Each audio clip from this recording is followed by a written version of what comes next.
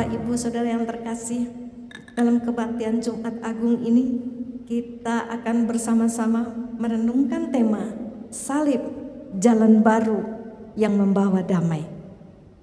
Bapak Ibu Saudara, di zaman ini kita dapat menyaksikan perang yang terjadi di negara-negara lain karena teknologi memungkinkannya.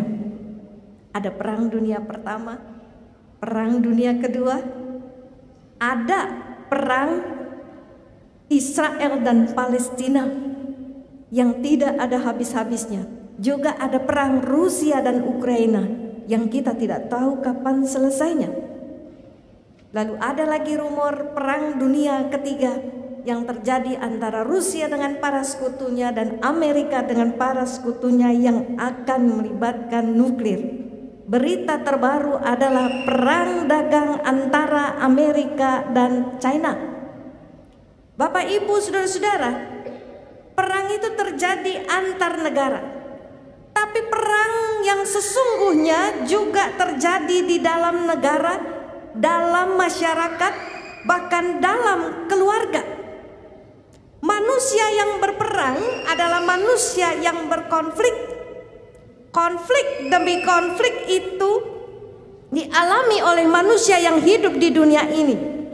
Dan ternyata sumber konflik itu berasal dari konflik yang dialami antara manusia dengan Allah. Ketika manusia konflik dengan Allah, maka manusia juga mengalami konflik dengan sesamanya. Manusia mengalami konflik dengan alam semesta ini.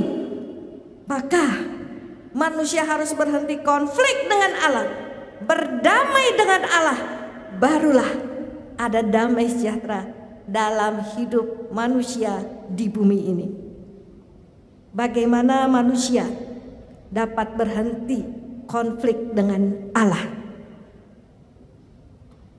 Salib. Salib menjadi jalan baru yang menghentikan konflik manusia dengan Allah. Salib menjadi jalan baru yang membawa damai. Bagaimana salib itu bisa menjadi jalan baru yang membawa damai? Pertama, Bapak Ibu Saudara, salib itu menjadi jalan bagi Allah untuk menuntaskan hukuman dosa atas manusia.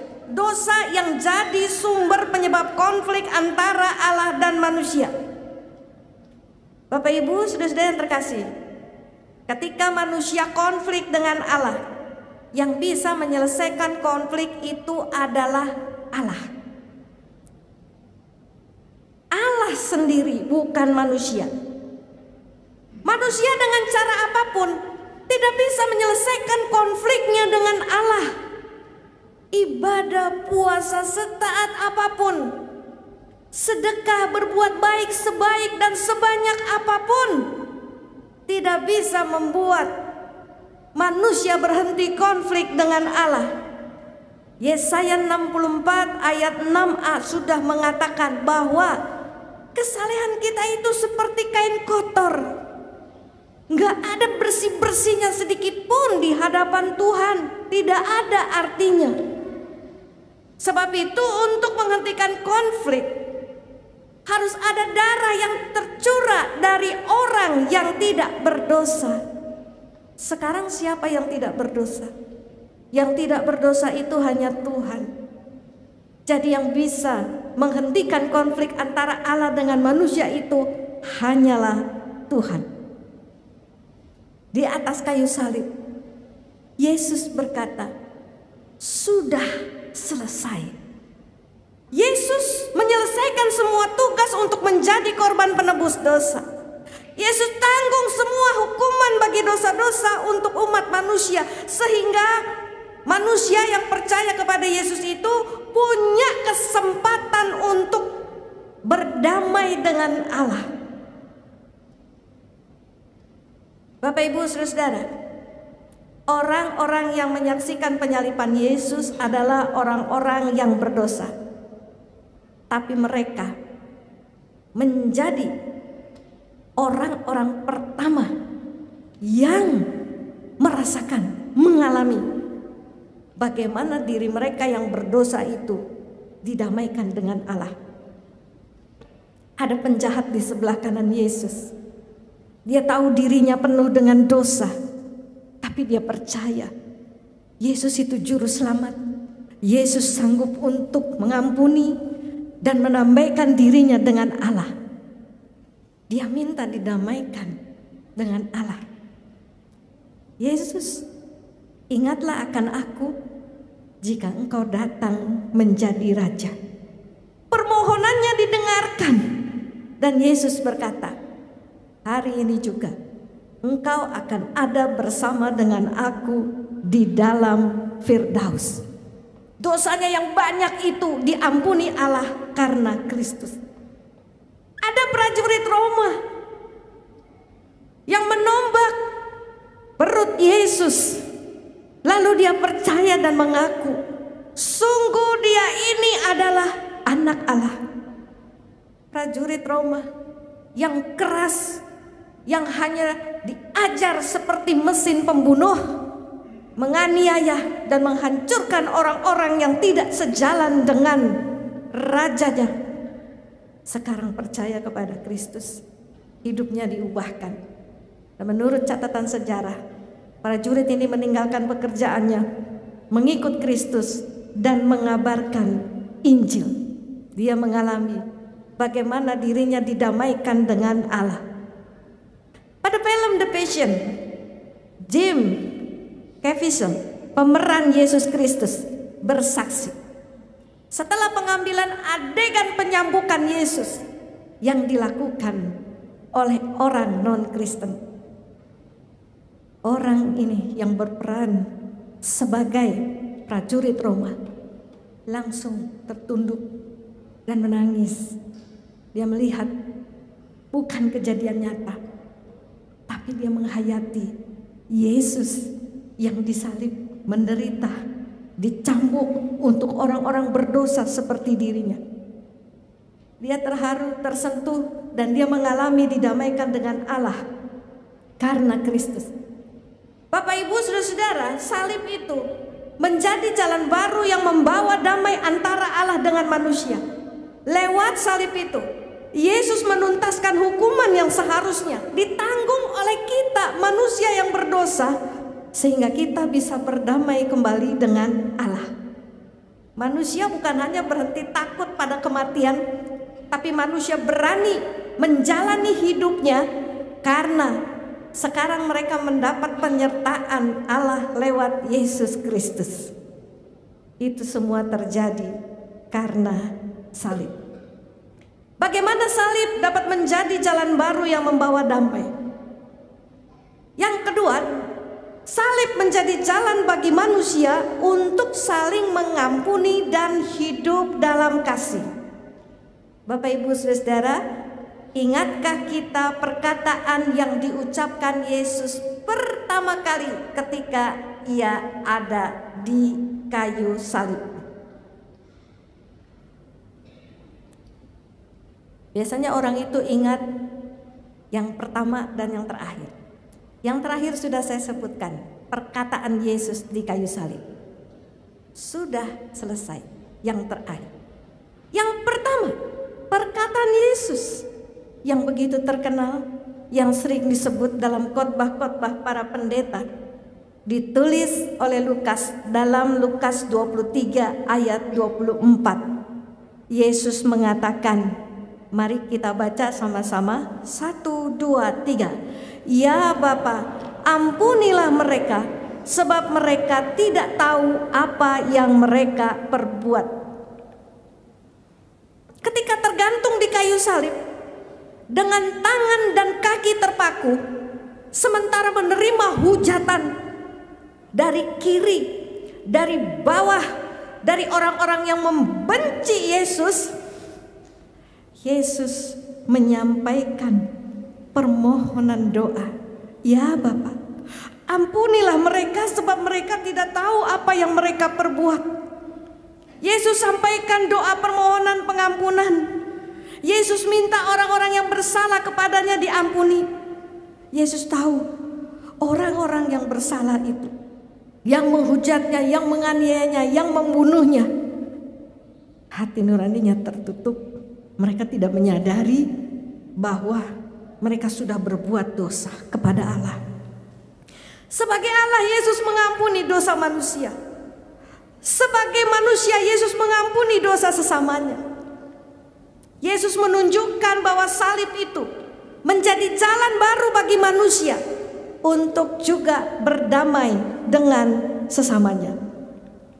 Bapak, Ibu, Saudara-saudara, Yesus sebagai manusia menderita karena kejahatan sesamanya, tetapi Yesus mau mengampuni. Maka kita pun diajar mengampuni seperti Yesus, supaya kita pun bisa memperoleh hidup damai. Bapak, Ibu, Saudara-saudara, perdamaian itu tidak akan pernah terwujud jika tidak ada pengampunan yang terjadi di antara umat manusia